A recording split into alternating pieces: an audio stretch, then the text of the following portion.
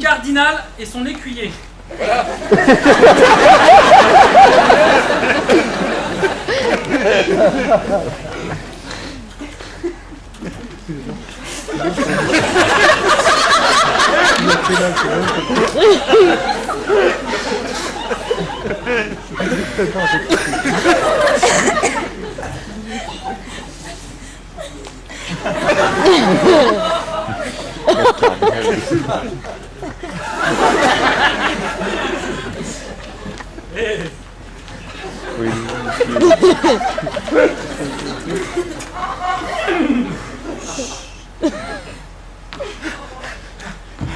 Monsieur le cardinal, vous allez bien trop vite pour moi, vous savez. Ce n'est pas moi qui ai, vous savez, c'est mon cheval. Oui, je sais, monsieur, c'est à moi de m'en occuper. Je vais le déceler. Le déceler? Enlevez la selle.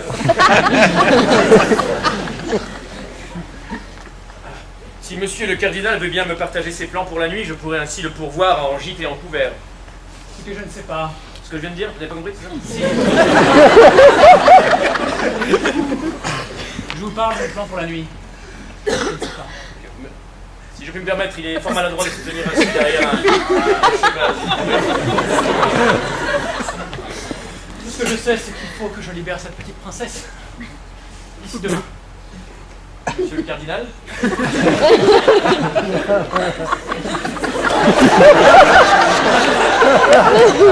J'ai brusquement un doute, monsieur le cardinal.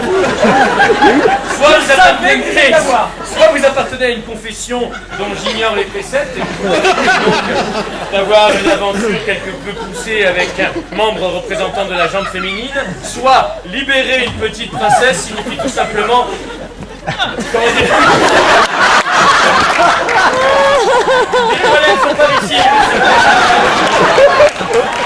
Et si j'en juge par le copieux repas que vous avez fait hier, il me semble que c'est plutôt un empereur que vous allez... Princesse. Mais peut-être ai-je mal compris. Sachez quant à moi que, comme je n'ai pas beaucoup mangé, je me contenterai éventuellement de faire quelques pas en dehors de la cellule à un vulgaire écuyer. Vous me connaissez trop bien. Je suis à votre service depuis bien longtemps. Je pense qu'on va rester là pour la nuit. Vous souhaitez camper dans cette clairière, ici un cabanon, je ne sais pas à qui il appartient, ici une petite cabane dont la destination me semble évidente.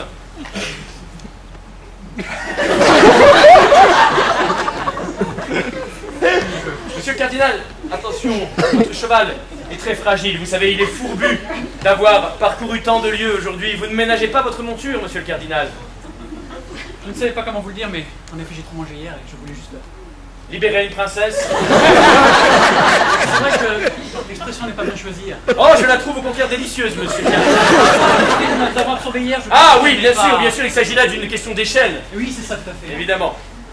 Vous avez le choix. Soit accroître le titre, comme je l'ai fait, libérer un empereur, ou alors accroître le nombre, libérer une quarantaine de princesses. C'est vrai que cette image est plus belle.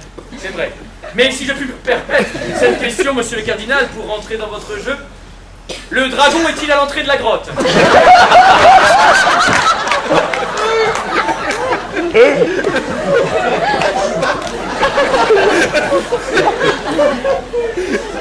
avez la chance qu'on soit très intime. Ah, monsieur le cardinal, vous me flattez en me disant que nous sommes intimes, mais en cette circonstance, je ne vois pas en quoi notre intimité pourrait nous servir, quoique...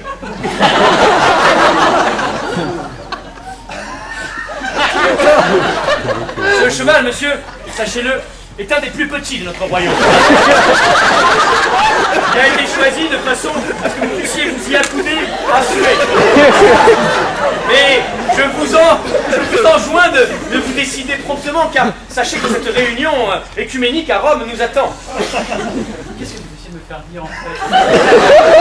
Monsieur le cardinal, je n'aurai pas la prétention de mettre le moindre mot dans votre bouche, mais pour reprendre votre langage fleuri, je dirais que si la troupe des envahisseurs se presse à la frontière, il serait peut-être temps de faire le nécessaire pour leur ménager un couloir.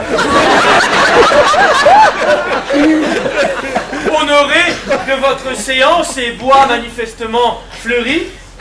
Et c'est une chance, car sachez que je n'ai pas de papier. J'ai l'impression que vous lisez trop bien entre les lignes.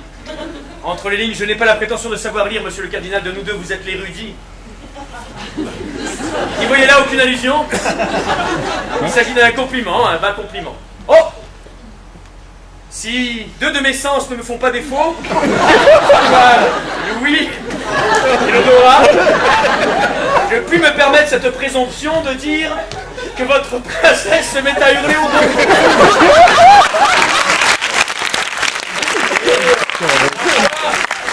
Lorsque Juliette a des chants comme celui que je viens d'ouïr, il me semble très urgent que Roméo fasse son affaire, monsieur le cardinal.